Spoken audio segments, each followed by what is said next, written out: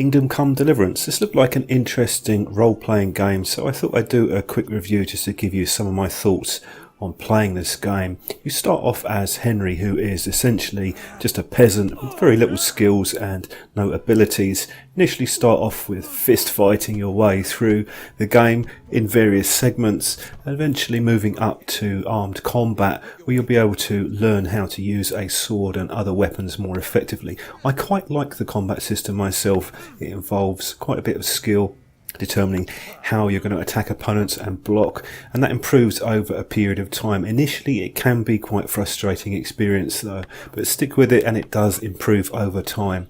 Now the bows can be quite tricky with the game, and they're not particularly realistic as well, so if you hit people they don't really slow down, and you'll have to put up with an awful lot of cinematic rendered scenes throughout the games, and that can be off-putting to some players. They are quite well done. The voice acting is also quite effective in most areas, but if you're someone who doesn't like a lot of rendered scenes, you might find that off-putting, and you have quite a length of time to play the game before you actually get into the real exploration area. A good 5 or 6 hours working from the start. So if you can get into the storyline, you'll probably quite enjoy it. It could definitely put people off though. I can see some gamers simply losing interest after the first couple of hours. There's also a disappointing lack of interaction with characters in the game if you are not on a quest or a side quest. For example, you can see here, I'm in a camp and I can't do anything here or talk to anybody. Nobody is talking to me.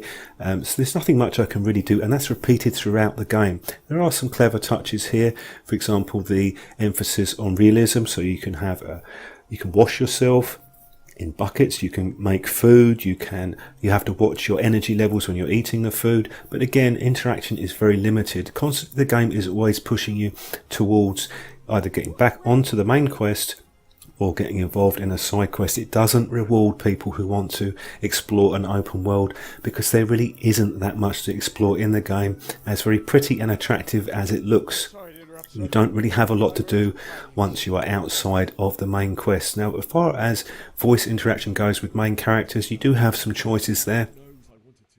Your reactions can have different effects and an outcome, but you can never influence the final result of the main storyline, and that is a huge problem for me as well, because it is essentially quite a linear game, very heavily influenced with the storyline, and if you try and deviate outside of that, you're not really going to get any enjoyment out of it. Also got plenty of bugs still. They have addressed a lot of them.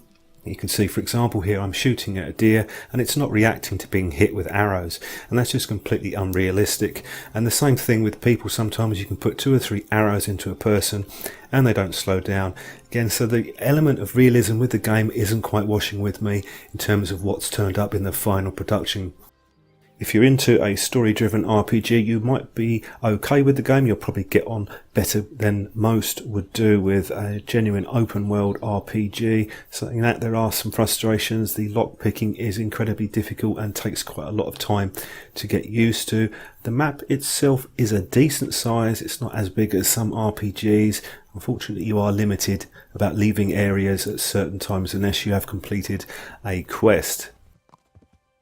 As far as roaming around and finding people, again, they are pretty sparse. You don't run into people that often, and when you run into bandits, they always attack you. There's never an element that I've encountered where they'll talk to you and perhaps decide they want to attack you.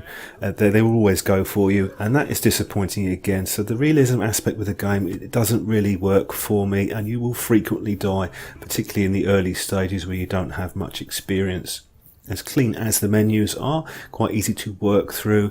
You can upgrade your abilities over time, and the game does certainly improve and become a lot less frustrating once you have reached a certain level. But you're going to be looking at a good 20-30 hours to get up to a point where you are improving yourself, where you might actually be able to enjoy the game a bit. Even horses have stats, so you can upgrade your equipment as well. It's typical RPG in a lot of areas. There's nothing particularly revolutionary here. They are plugging the realistic element that there are no dragons, there's no magic, there are no spells or anything like that. And that's fine. I really don't have a problem with that at all. The problem with the game is it just doesn't fully explore the open world aspect of what an RPG could be. Saying that, if you can live with the storyline and get into it, you might get some enjoyment. The game does improve later on when your skills progress. the typical RPG fashion, you do upgrade your combat abilities, and you also have better skills at talking to people. Again, we've got a lack of interaction with the environment. I've gone into a cave here. I don't expect there to be objects in every single place that I go, but there's a disappointing lack of unique areas in the game. It feels very much like large wooded areas with towns in between, which happen to be on the main quest. And if you deviate outside of that, you're not really going to get much enjoyment out of the game because you don't have that much to do. Now, if you like talking to people and interacting with them, you can make some choices with those. You will get options come up on the screen, and you can talk your way out of a situation sometimes. You can also trade with people, usual typical RPG stuff, so that works reasonably well. The voice acting is quite good for the most part. Unfortunately, with the jail system, they've decided to go for a tedious dial rotating around, and you just have to sit and wait for that to complete. So example, 10 days in jail I got, and I just have to sit here and wait for the dial to turn around. It's a lack of development really, and thinking about what players want. I don't want to sit here for a couple of minutes watching a dial go around. Quite a few mixed feelings with Kingdom Come Deliverance. I did like the game world itself. It's very nicely done. The visuals and the environment also very impressive. There are some performance issues as well. This game does like a relatively modern processor as well as a half decent graphics card, so you may encounter some performance issues with your computer unless you've got really high-end systems, so don't go too mad with the settings, keep them at medium.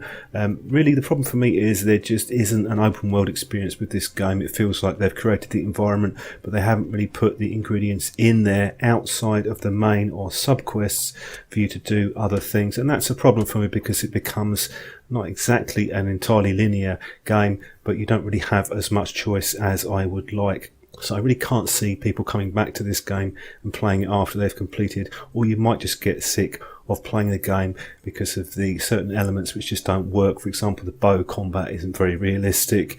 It's just a game that I've got a lot of mixed feelings on, and I'd hesitate to recommend to someone at its current price. I think it was a good 6 to 12 months away from being finished. Anyway, thanks for watching the video. If you've played this game, let me know what you think, and I will see you soon.